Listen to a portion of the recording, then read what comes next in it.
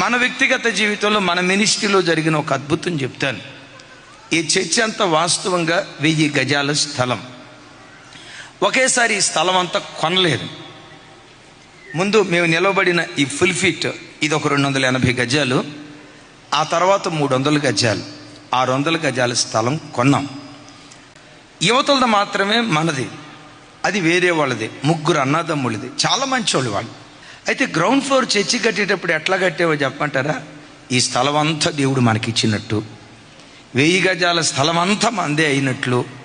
ఒకవేళ అప్పుడు చర్చి కట్టాల్సి వస్తే ఇదిగో ఈ ఇమేజ్లో కట్టాలని దేవుని కృప, ఆ వ్యూహ చిత్రాన్ని దేవుడే ముందుగా ఇచ్చాడు.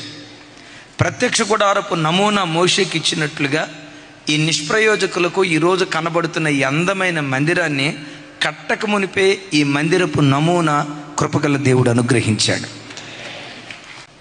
సరే, ఇరుకైపోయేసరికి ఎదురు స్థలం కొనాలి అని అనుకున్నాం.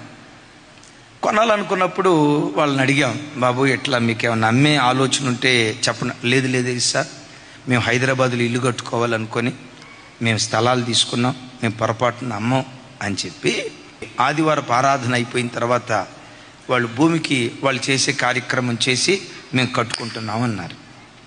సరే, వాళ్ళ స్థలం వాళ్ళు కట్టుకోవటం న్యాయబద్ధమే కదా, మంచిది అని చెప్పి దినాలు అట్లా సాగుతున్నాయి.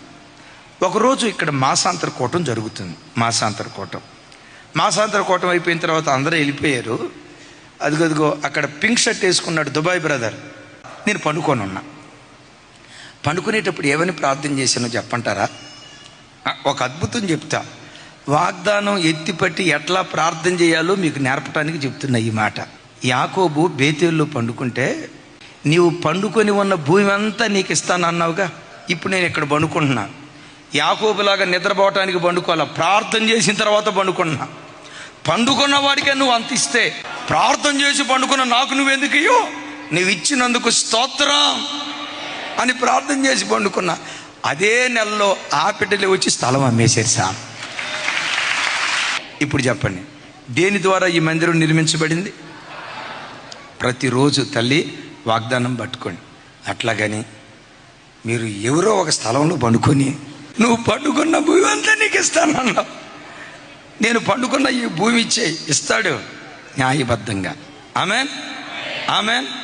మీరు ఏ ఇళ్లలో అద్దెకుంటున్నారో యేసు నామం పేరిట ఆ గృహాలే కొనే కృప దేవుడిచ్చును గాక. అంటే ప్రార్థనలో ఎప్పుడు వాగ్దానాలు ఎత్తి పట్టాలి. ఒక మాట, వాగ్దానాలు నీకు తెలియాలంటే ముందు బైబిల్ ఏం చేయాలి? నీ ఒంటి నిండా బైబిల్ ఉండాలి.